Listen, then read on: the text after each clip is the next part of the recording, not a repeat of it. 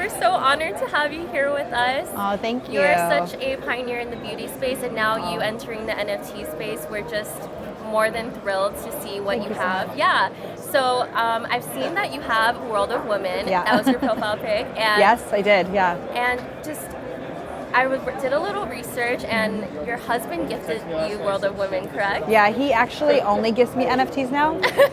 He doesn't buy me jewelry anymore. He doesn't buy me any material things. I mean, sometimes. Yeah. But he gifts me NFTs now. Some of them are big projects, some of them are smaller projects, but that's like his form of gifting. Yeah. Awesome. And that's how you fell down the rabbit hole, right? I mean, I fell down the rabbit hole, I want to say, at the end of the year last year, which I felt like I was a little bit late to the party. My husband has been into the projects for a little while, but I got into them in December. And, I had a conversation with a, woman in the investment space, and she was just talking about the fact there wasn't enough women. And that kind of pissed me off. So NFTs, I felt like were the right project for women to get into. Right. They're a little bit easier. You can follow founders. You can be like committed to their philosophy, their stories. So it does make it a little bit more of like a product-like project. So it does feel like it's a little bit easier for women to get into.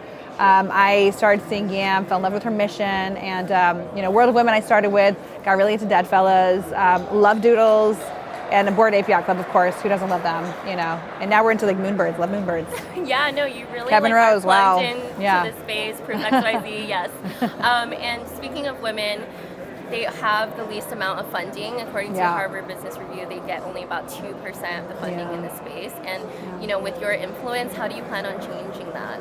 I mean, I think it's going to be a slow change, though, realistically. I think that, women being here at events like this is really important.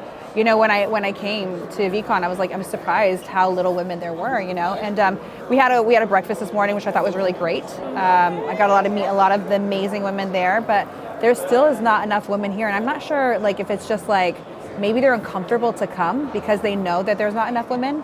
I actually would like to go to more events, but I know that I'm probably not going to have somebody to talk to unless I take somebody with me. So I think it's still a little bit of an issue. But reality is going to take time to change that.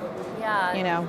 And you said that you're more excited about the NFT space than you have about anything. Yeah. Why is that? Well, the reality is just going to change the world. When social media hit, when the internet hit, we've heard people talk about this all the time. For me, NFTs are really truly an ability to access wealth in a way that we've never seen. You have people who mint projects for just a few $100s, and then they are able to sell a project or sell that asset for sometimes hundreds of thousands of dollars. I've purchased from people who minted a project less than $1,000, and I purchased it for 6 figures. And they tell me, oh my God, this is going to change my life. I've been able to pay off my home loan, all these things.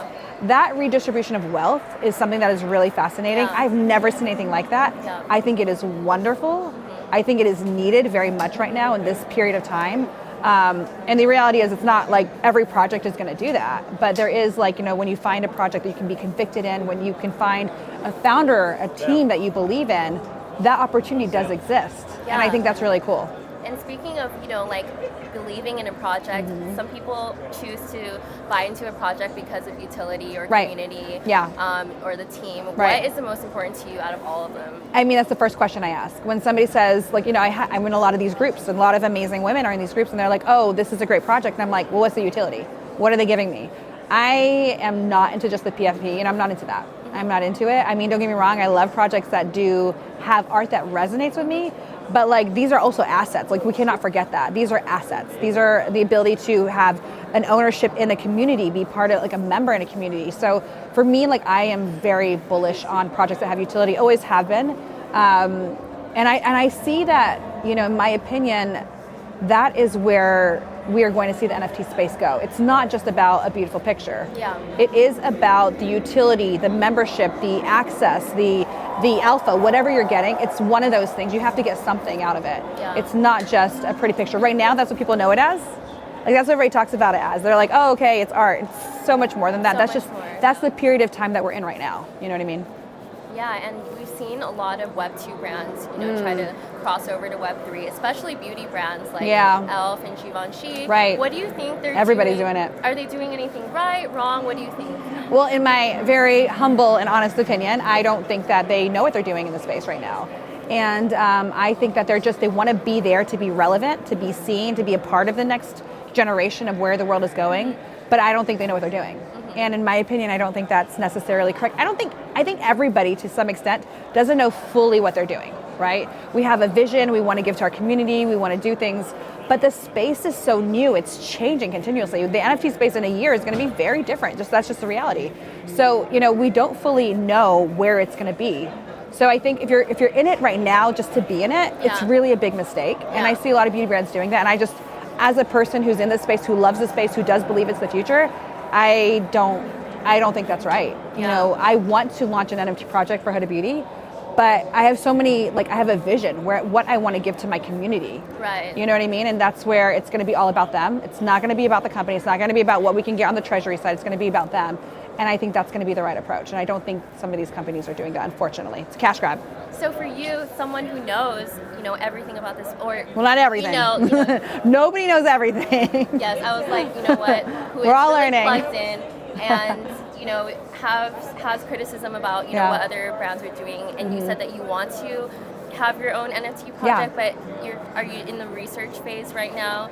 We are in ideation, research, and I think there's a couple of projects that are doing really well. There's no question. Yuga Labs is just they're geniuses there. Doodles, I love the way the founders are so disruptive. They're so disruptive. You guys said you spoke IRL events. Yes. Oh my God, but they're just really disruptive. I love sitting down with Evan, and he was talking about doing things, and it was well, this doesn't make sense, but we're gonna fucking do this because this is what our community needs. I love that kind of shit, you know what I mean? So I think when we do end up doing NFTs, it's not gonna be about what everyone's doing. We might borrow some ideas because that's just the reality of the space. You're gonna be evolving somebody else's idea. That's what's gonna happen, right? But I think we're definitely gonna have our own vision as far as what we wanna do for our community, for sure. That's really awesome because by the time you try to follow what everyone else is doing, it's late. You're already 10K, it's over, play to earn, it's over. It's about 100%. being a leader. Yeah. So 100%. And doing what your community needs. You know what I mean? Right. Yeah. We have a community.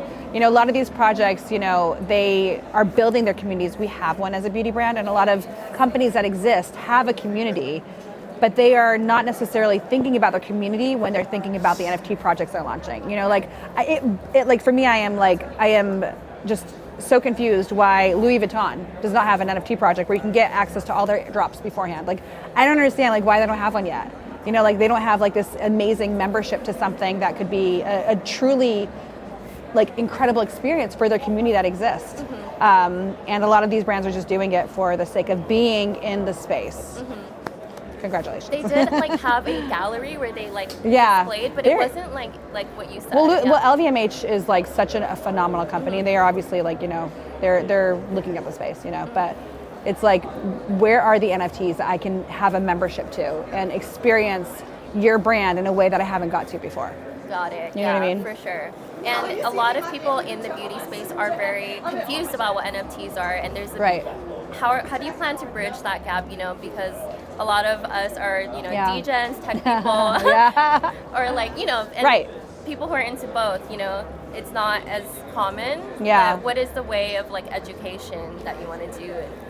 Realistically, it will take time. The market itself is a little scary. The equity market, the NFT market, the crypto market's all a little scary, especially right now.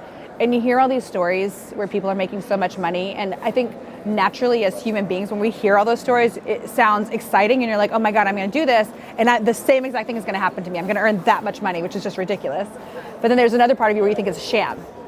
And you're like, oh, that's also something crazy. So it's still very intimidating. That's just the reality of it. It's not a space where everybody is comfortable to go into. And I think especially as women, we're almost afraid to fail because we almost think that we're not supposed to be there. Men, they'll they'll fail, they'll be okay with it, they'll move on. Women still we need a little more comfort there. I think we need to talk about failures more there. And I think that'll give us a lot more comfort. But it'll take time. The reality is in the beauty space, it's going to take some time. Got it. Thank you so much. I just want to give some time for Purewell to have questions. Yes, of course. Thank you. Thank you so much. Great talk. Of course. Yeah, of course. Thank you so much.